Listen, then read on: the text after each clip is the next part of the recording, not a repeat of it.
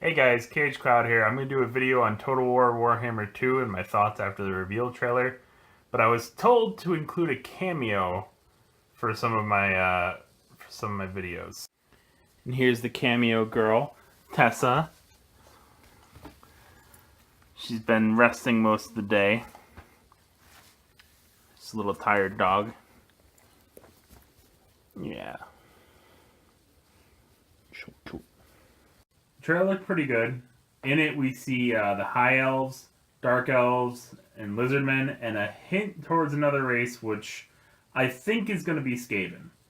They're doing 4 playable races, kind of like they did with the original Total War Warhammer, where they had um, Empire, Vampire Count, Greenskins, and Dwarves.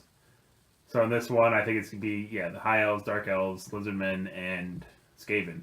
One of the things I noticed in the trailer is they did a really good job of showcasing, that there are going to be gameplay differences between the High Elves and the Dark Elves. I wasn't worried about, the Lizardmen and the Skaven feeling unique, but I was kind of worried about the Elves because they're very, very similar to each other.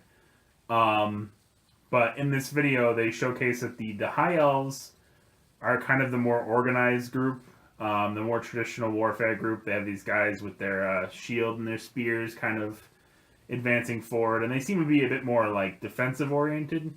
The Dark Elves will use more ambush like tactics, kind of similar to the Beastmen, but probably a bit more magic oriented and a bit more agile of troops. The main campaign in this game is going to be focused around the Great Vortex, kind of similar to the Chaos Invasion that we saw in Total Warhammer.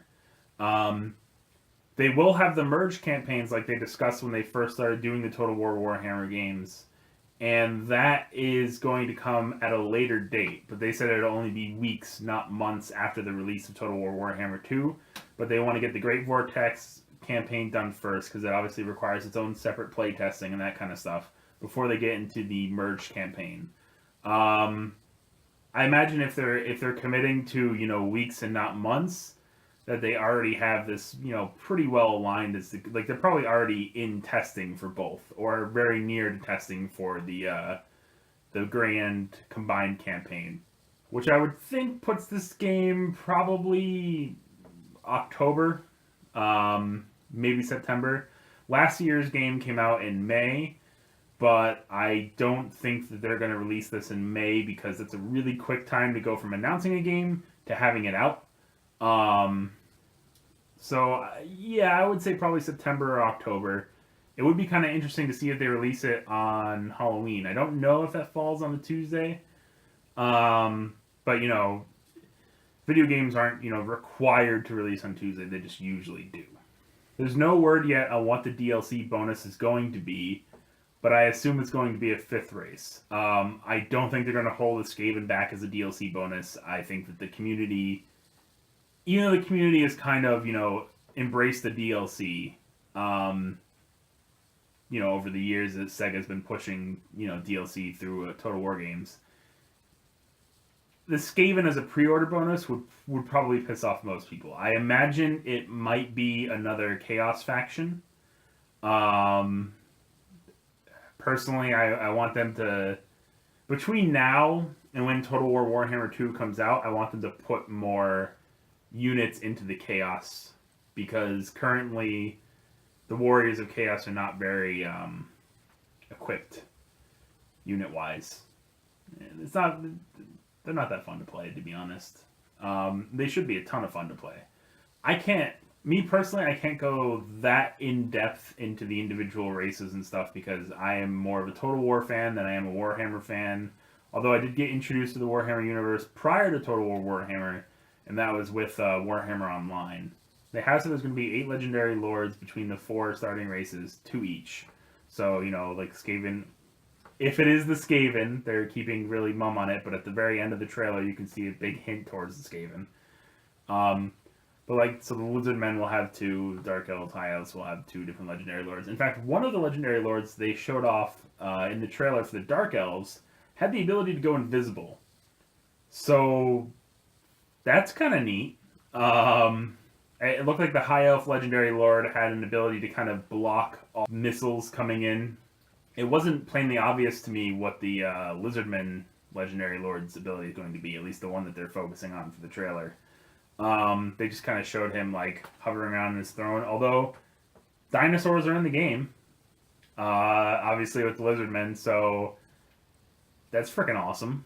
I mean, the Total War Warhammer games, they're like the definition of fantasy warfare. The Warhammer universe is that itself when you're talking about tabletop stuff. But when it comes to, this video game really delivers that kind of fantasy type environment. I mean, you're going to have dragons, you're going to have dinosaurs, you're going to have lizardmen, you're going to have Skaven, like massive comets that you can crash into the earth, giant spiders, giant trolls. I mean, basically everything you can think of by the time that this has a combined campaign. And that's not even getting into the ogres and the Tomb Kings, which are in their own right fantastic. And I think that that's going to be in the third game because that involves kind of a region south of where the main game starts.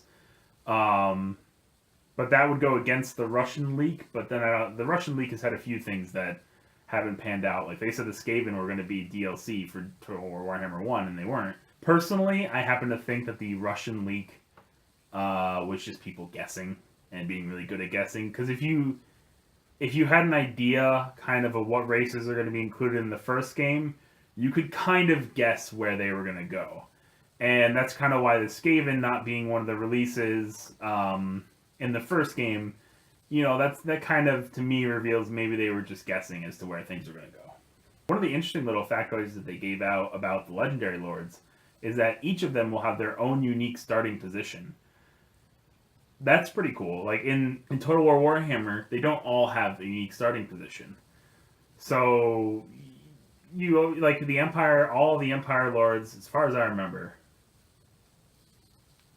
I can't think of any. There might be one I'm just not thinking of right now. But all the Empire Lords start in that same area, in the same in Altdorf. And all the Vampire Count Lords start in the same area, at least to start the game, and later on that changed. Having each of the Legendary Lords have their own unique starting position has actually enabled them to do something that is really cool. They're actually allowing you to do co-op campaigns from the start with the same race.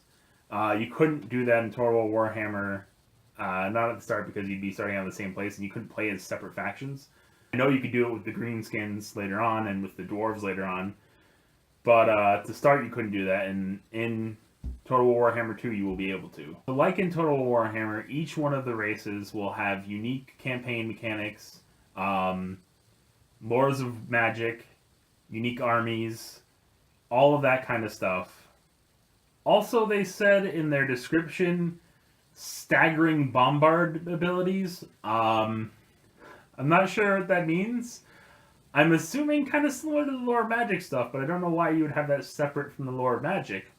Maybe there's something in the environment that they can manipulate. That would be kind of cool.